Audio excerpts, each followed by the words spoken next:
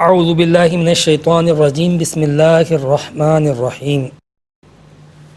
اللہ رب العزت نے فرمایا الم یعلموا انہ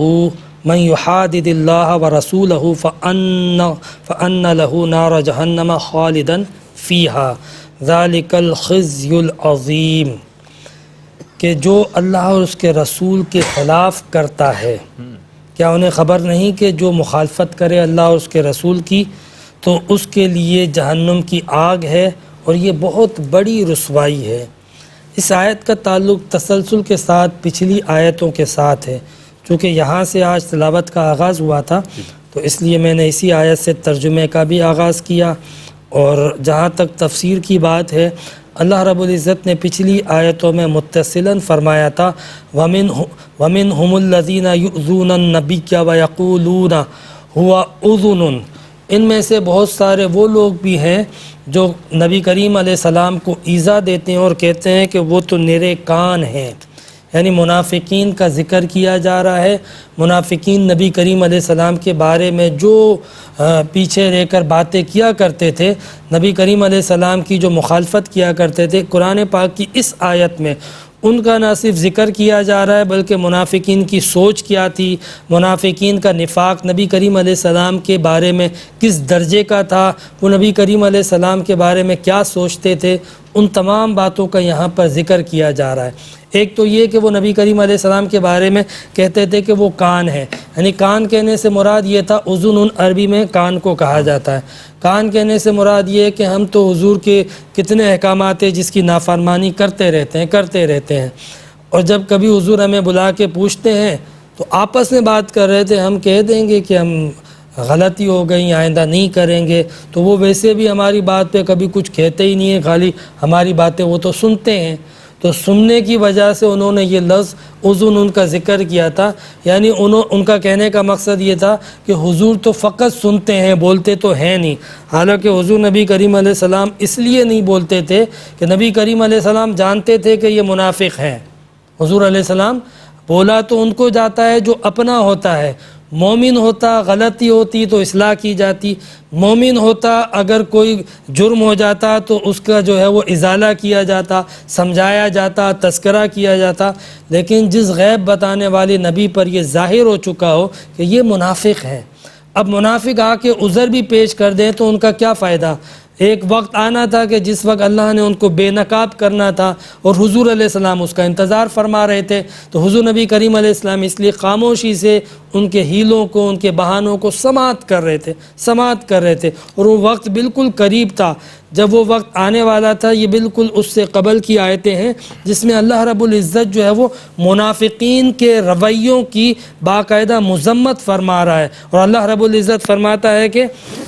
والذین یؤذون رسول اللہ لہم عذاب علیم، کہ وہ لوگ جو ایذا دیتے ہیں اللہ کے رسول کو، آپ فرما دیجئے کہ ان کے لیے سخت عذاب ہے۔ اور فرمایا کہ یہ لوگ قسمیں کھا کے آئیں گے آپ کے پاس کہ یا رسول اللہ ہم تو آپ کی رضا چاہتے ہیں، ہم آپ کو خوش کرنا چاہتے ہیں۔ یعنی منافقین نبی کریم علیہ السلام کو اذیت بھی دیتے ہیں، گستاخی بھی کرتے ہیں، نافرمانی بھی کرتے ہیں، اور پلٹ کے کہتے یہ ہیں کہ ہم تو حضور کو راضی کرتے ہیں، ہم تو حضور کو راضی کرنا چاہتے ہیں۔ تو اللہ رب العزت نے ایسے لوگوں کے بارے میں فرمایا کہ ان کے لیے بڑا ذلت آمیز عذاب ہے۔ اور اللہ رب العزت نے ایک بڑی پیاری بات یہاں پہ ذکر فرمائی، واللہ ورسولہ احق ان یردوہ،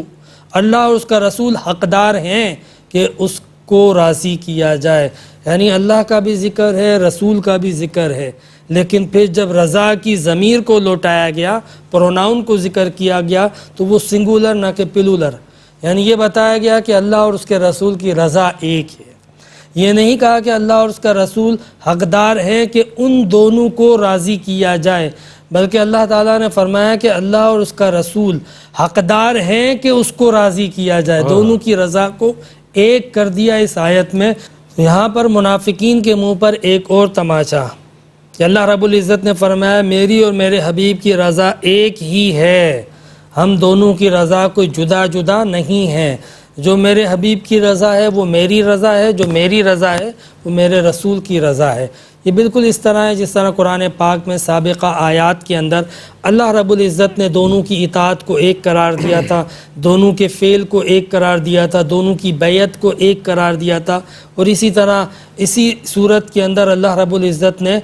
دونوں کے اذان کو یعنی بلاوے کو ایک قرار دیا تھا اور دونوں کی بیزاری کو ایک قرار دیا تھا۔ اللہ رب العزت نے فرمایا براۃ من اللہ ورسولہ، اذان من اللہ ورسولہ، تو گویا کہ جو اللہ رب العزت کی بارگاہ کا بلاوا ہے وہ بعینہ ہی بارگاہ رسالت کا بلاوا ہے، اور جس سے حضور علیہ السلام اظہار بیزاری فرماتے ہیں، سمجھ لو کہ اس سے اللہ رب العزت بھی بیزار ہے۔ یہ منافقین کے لیے ایک بہت بڑا تماچا تھا کہ اللہ رب العزت نے اپنے پیارے محبوب نبی کریم صلی اللہ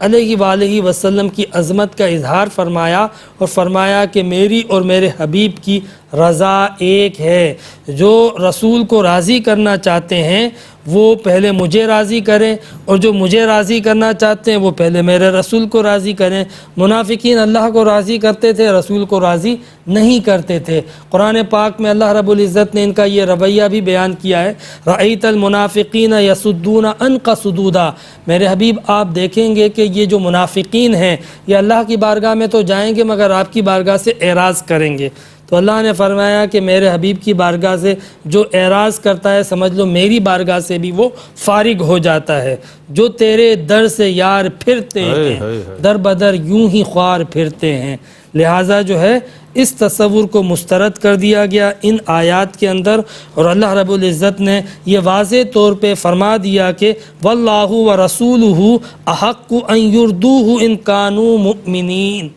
کہ اگر تم ایمان رکھتے ہو تو یہ بات یاد رکھو کہ اللہ اور اس کا رسول حقدار ہیں کہ اسے راضی کیا جائے۔ اس کے بعد اللہ رب العزت نے فرمایا کیا تمہارے پاس الم یأتہم نبأ الذین من قبلہم قوم نوح وعاد وثمود وقوم ابراہیم واصحاب مدین،